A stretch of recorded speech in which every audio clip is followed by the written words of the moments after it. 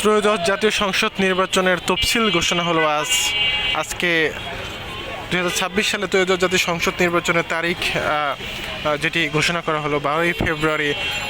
ত্রয়োদশ জাতীয় সংসদ নির্বাচন অনুষ্ঠিত হতে যাচ্ছে। একই দিন আসলে গণভোটও অনুষ্ঠিত হবে।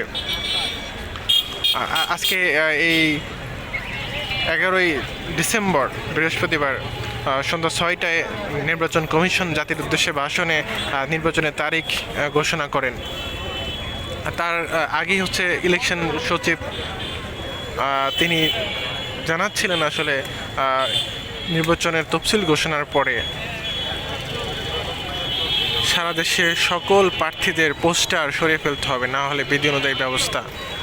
ইভেনকি সকল সরকারি বদলি বন্ধ এবং নতুন কোনো প্রকল্প হাতে নেওয়া যাবে না। সারা দেশে প্রতিটি থানায় 2 জন করে ম্যাজিস্ট্রেট নিয়োগপ্রাপ্ত হবেন।